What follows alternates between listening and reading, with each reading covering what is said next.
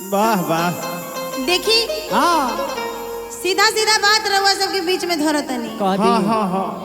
एगो लड़की गइल बिया। कहवा जी कहवा? ए नहीं जोग सुंदर बिया। हाय हाय हाय। ओकर भौजाई पूछतिया का पूछतिया हो? कि देखो बाबूनी बाबूनी लड़का लोग देखे वाला आवे वाला बड़े। हाँ हाँ तनी बढ़िया से रहल करा दुपट्टा उपट्टा लेके। तो कहती है दुपट्टा दुपट्टा कौन लेता है आपके जमाने में भाई? हाँ जी। तो हम बतावा तनी सुना कैसन लड़का हमरा के चाहिए ओइसने खोजवाई हो कि ना ही कलेक्टर खोजी है आ ना ही इंजीनियर खोजी है कैसन चाहिए कैसो? कि ना ही पुलिस ना थानेदार खोजी है। ए भौजी भैया से कह दी हा दुल्हा रंगा दार खोजी है। ए भौजी भैया से कह दी हा दुल्हा रंगा दार खोजी है। ए भौजी भैया से कहती हा दुल्हा दार खोजी है। आई आई बावे भाई जग से बाहर से आई बावे हमर मरद खखुआई बावे।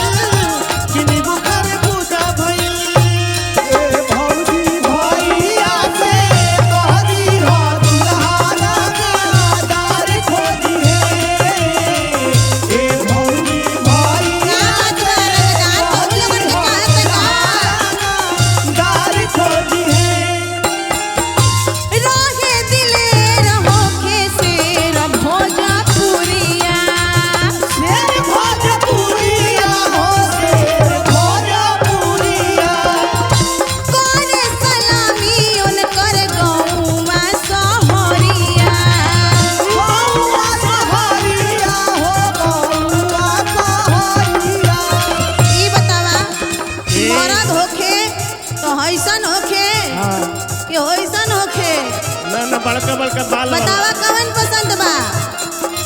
मौका मरद पसंद बा कि मरद मरद पसंद बा? मरद पसंद बा के मौगा बतैबू हो। रहे दिलेर होखे शेर भोजपुरिया, शेर भोजपुरिया हो शेर भोजपुरिया, करे सलामी ओकर गौआ सहरिया, गौआ सहरिया हो गौआ सहरिया, नाही बहरिया खोजी हो,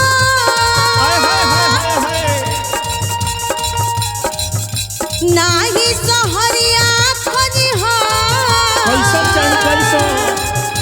नाही बहरिया खोजी हो, नाही सहरिया खोजी हो, नाही बौरा हना गवार खोजी है। ए भौजी भैया से कहती है दुल्हा रामा तार खोजी है। ए भौजी भैया से कहती है दुल्हा रामा दाल खोजी है। ए भौजी भैया से कहती है दुल्हा रामा दाल खोजी है। ए भौजी भैया से कहती है दुल्हा रामा दाल खोजी है। ए भौजी भैया से कहती है दुल्हा रामा दाल खोजी है। देखो चाही तो रंगदार चाही, मौगा हम मरद से हमार ना जमे। ओए ओए